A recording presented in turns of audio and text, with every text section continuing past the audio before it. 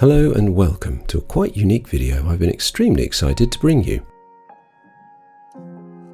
I've been wanting to visit this ship since I was a child, so take it from me, real love has gone into the following footage. Unless you've been hiding under a tender for the past 20 years, we'll all probably know the most legendary and famous ocean liner in the world, the Queen Elizabeth II, or QE2, has at last been reopened as a luxury floating hotel and museum in Port Rashid, Dubai, in the United Arab Emirates. It's been a long, uncertain and at times near catastrophic journey since her very last voyage way back in 2008, but at last she is getting the care and attention she deserves. Her restoration is still very much a work in progress, and there are still large areas of the ship shut off from the guests as her owners continue to bring her back to life and reopen all her public areas. However, this video will take you around the areas that have been opened, show you one of her deluxe staterooms, give you a quick review of what it's like to stay on her, and give you glimpses of those areas still out of bounds. Forgive me if you're a QE2 purist and I've got some of my facts wrong. I've done my best, but please leave a comment below if anything needs correcting. Please also hit that subscribe button and like this video. Well, if you like it, of course. To start, when you arrive, you have to go through the new lobby, which I like to call the Terminal Building. Well, it's actually called the Terminal Building. That was constructed as a reception and concierge area, as well as housing a large cafe and a pretty decent museum. The building from the outside resembles a ship on the waves and is sleek and modern.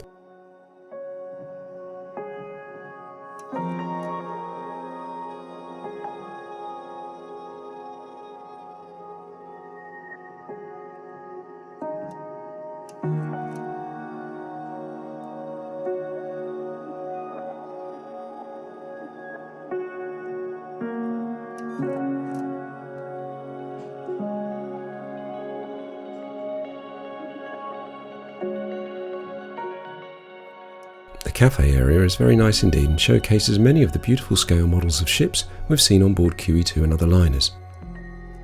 The cafe itself sells some gorgeous looking food, and as part of our room rate, we got 25% off the price of food and drink here. In fact, we got 25% off food and drinks on the ship too, which makes it pretty good value.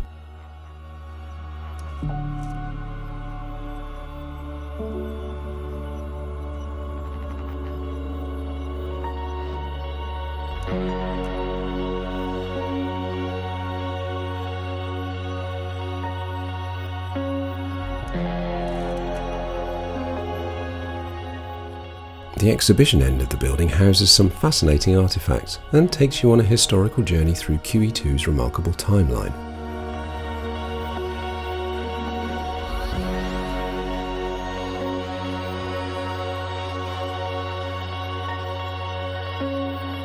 There's the original bronze Oscar Nemon bust of Queen Elizabeth II here that was in the Queen's room since launch, and the mock-up of the standard second class room is pretty authentic too.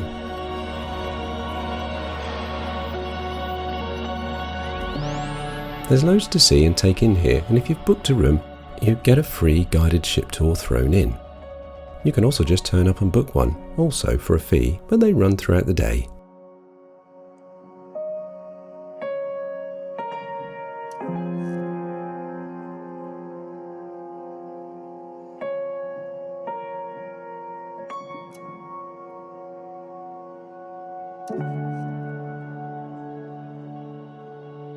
Same amount of medivacs. It wasn't common, thankfully. But the code word, if I remember correctly, for a heart attack was starlight, and that was our code for a heart attack. As we said this morning, ironically, our guide was a fabulous English gent called Peter Warwick, the head of tours here, who had worked on the QE2 for many years, and it was obvious his love for her was undiminished, as he talked with such enthusiasm, and his anecdotes at the time on board were fascinating and entertaining. I think that shows how much he was wanting to welcome the ship. Anyway, enough about the terminal building, let's get on the ship. Through the building you are treated to your first unencumbered view of her. She looked stunning in the Dubai sunshine, and we walked up and down her length getting photos and videos for ages.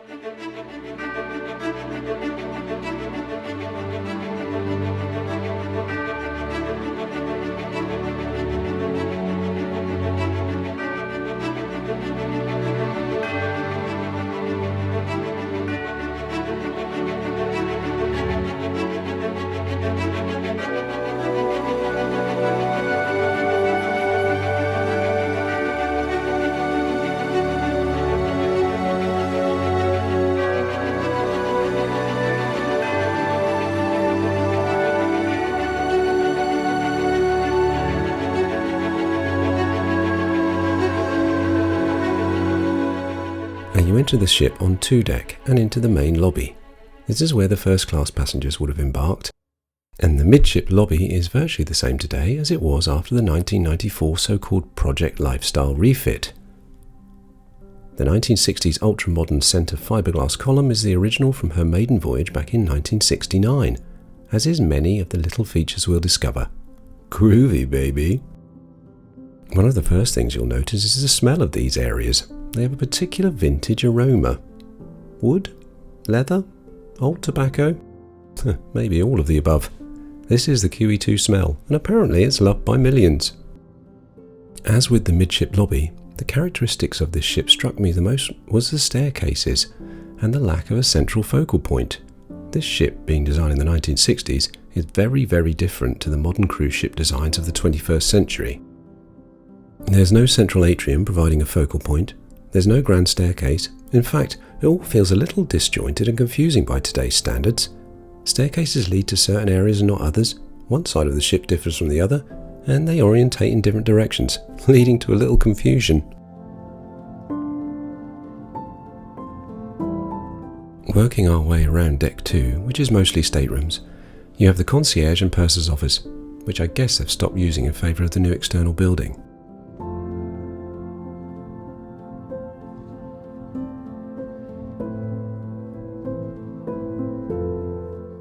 Up 2 decks is the quarterdeck, which was traditionally the first class deck. The large windows in the quarter and upper decks provide the guests with an internal promenade, which is actually rather fabulous.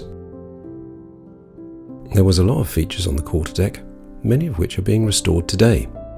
One area of the ship unrecognisable from its original form was the old Coronia restaurant, which now houses the Kick Lab office workspace.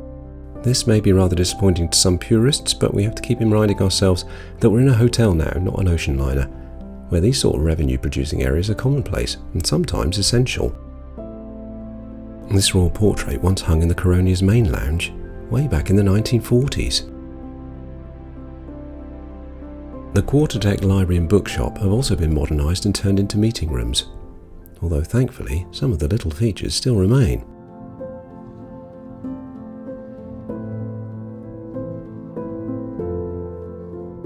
Thankfully also, the chart room retains its original bar and mural, and still has that charm.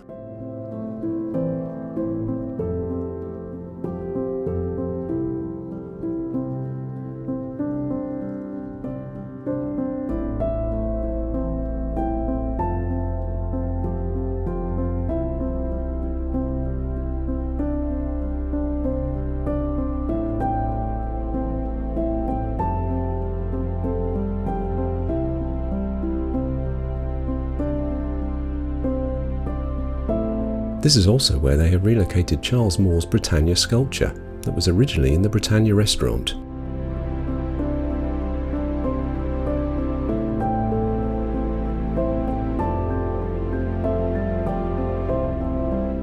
Further along the quarterdeck, fans of an authentic QE2 experience had better look away now, because at the time of filming, the Queen's Room was laid out as a children's area for the 2-day Lido Buffet extravaganzas they have on board. Queen's Room still has that beautiful cut-out ceiling and those original trumpet-shaped fiberglass Buck Rogers-style pillars though, so if you can imagine it without the plastic toys and deflated bouncy castles, you'll find joy in what you see.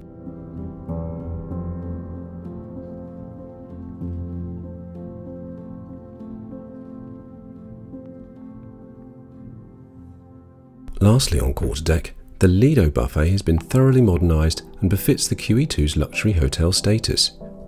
It's quite interesting how they've modernised some areas and kept the others almost identical to their original forms. I guess you don't want to be eating in a really nice meal in a 1970s setting. You could also argue that over her near 40 years in service, the QE2 has had many different upgrades, modernisations and alterations, so in reality, this is no different to her earlier evolutions.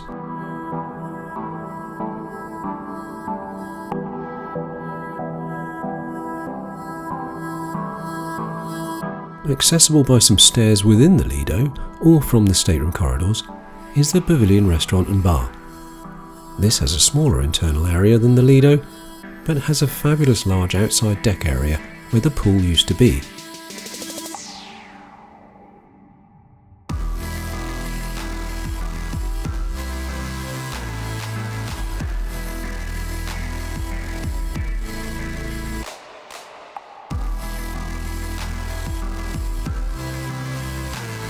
During the day it is covered by canopies to shield you from the Arabian sun, but by night they draw them back, and it's a wonderful place to eat or enjoy a drink and the Dubai skyline.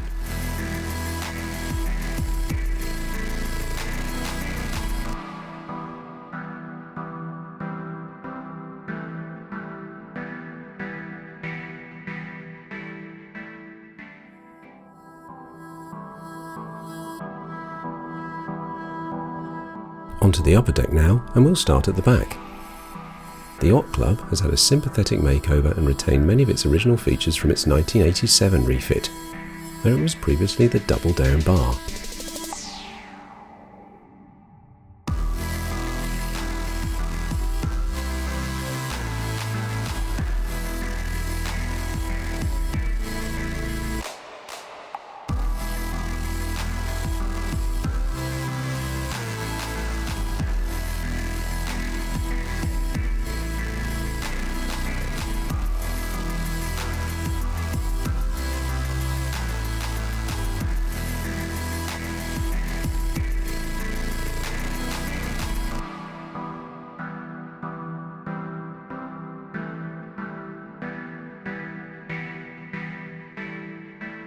To the rear is an outside teak-floored area that is complete with comfy seating and some rather local surprises too. This used to be a prime sunbathing deck, protected by curved side screens.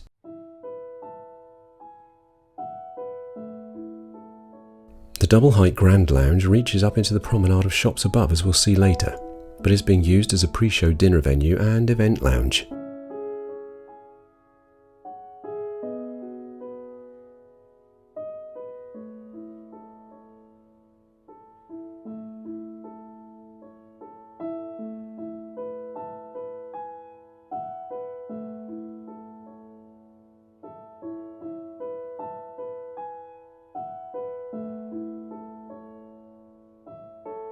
The photo shop is still in its original location, and it's still open.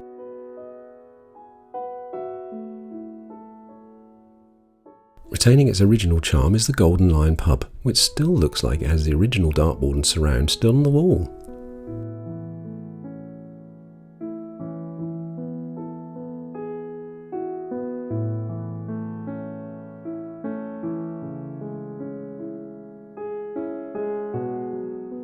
It's fascinating to look at the incredible amount of maiden call shields and awards covering the walls too. Was the QE2 the most travelled ship in the world, I wonder?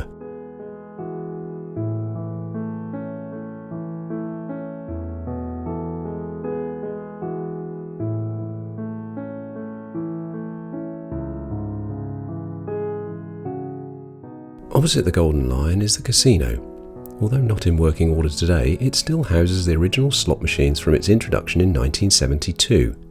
This was, in fact, the very first casino at sea, and it was so successful it set a precedent for almost all cruise ships that were built after her. Yep, if you love a casino, you can thank the QE2. The 491-seat theatre surprised me at how small and claustrophobic it was. There were 2 tiers of seating, the upper 136 seats reserved for first class in the day, but even so, it's a traditional space and far cry from the huge open and modern theatres of the 21st century ships. Regardless, the hotel do put on some cracking shows here by all accounts, although unfortunately we didn't get to see one.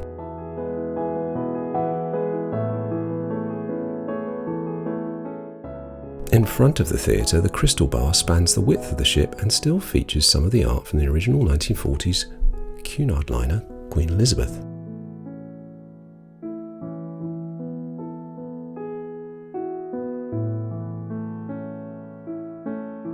And the Mauritania restaurant looked like it was nearing completion, and it looked fabulous, keeping much of its Art Deco-inspired revamp of 1987.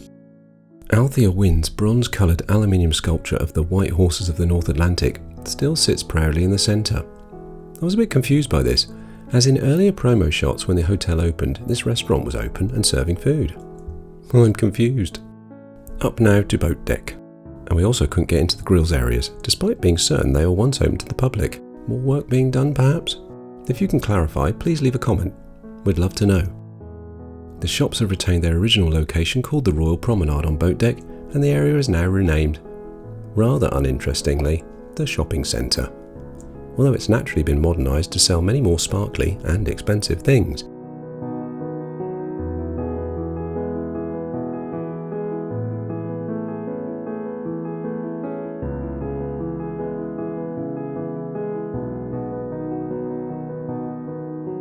Oh, there is one other shop on one deck, which is a little convenience store, which is in its original location too. And while we're jumping about a bit, all the way to the bottom of these rather sinister looking stairs is the gym and internal pool area on the depths of deck 7.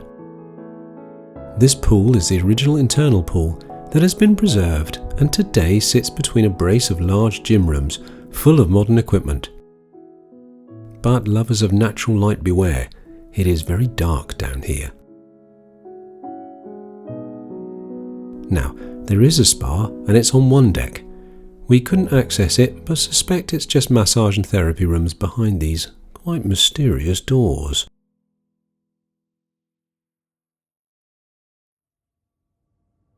There were some areas of the ship that were still not open to the public, but where I could sneak a glimpse or two, I did. The boat deck exterior spaces, including the outdoor promenade and the sun and signal decks, are still some way off completion, and you can see the extent of the job in hand when you see how run down the ship had become. After all, she laid in a coma virtually untouched for the best part of 10 years.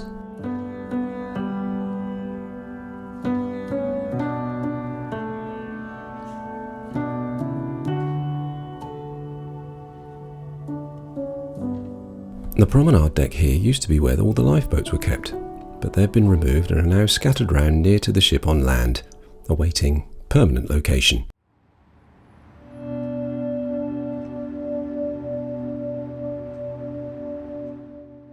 So now we've seen round the public and historic areas of the ship, what about the rooms you can actually stay in? There are currently only 2 decks of accommodation open to the public. 2 more lower decks and suites are up top and are still being worked on. If you like a modern cruise ship, there are very few cabins or suites with balconies. These were the preserve of the wealthy and are situated right at the top of the ship. The rest of the passengers had to make do with portholes. Our room, a deluxe room with a city view, had 3 such portholes.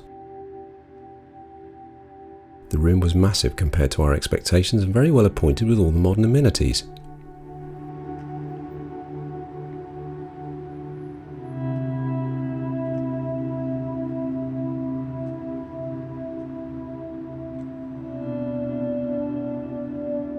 English 3-pin sockets and USB sockets by the bed, for one. They've done a lovely job with these rooms and it felt modern, light and comfortable.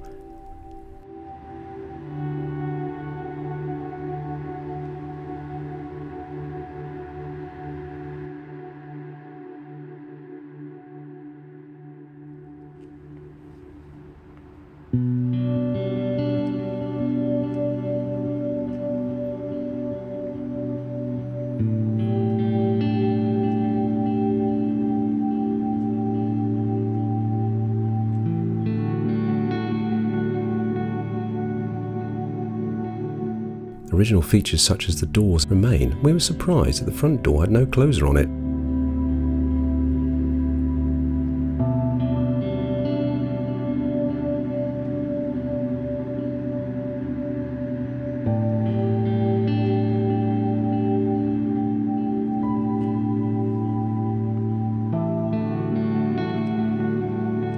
What we must mention though is the food. The hotel's food was incredibly good and rivaled the best luxury hotels we've stayed in. The breakfast choices were wide and catered for most of the world's cuisine choices. The lunch we had when we arrived was only a Greek-style meze board and a pizza, but they were delicious and good value too.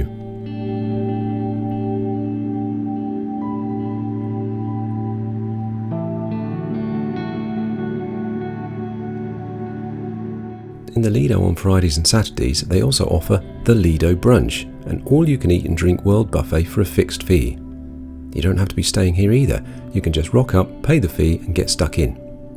This seemed incredibly popular when we were there, and the food looked incredible. We hope you enjoyed our tour and review of the QE2 Dubai. Obviously, she's not yet finished, and we'd love to return in a couple of years to see her complete transformation. If the rest of her has completed anything like what we've seen of the public areas already open, she will truly be a triumph for fans and newcomers alike, and not just a fitting retirement from ocean travel, but a brand new lease of life for others to enjoy for generations to come. If you've liked this video, please take a look at our beautiful Queen Mary 2 videos. It's the Queen Mary 2 that's beautiful, not the videos. Please hit the like button and please subscribe. Thank you.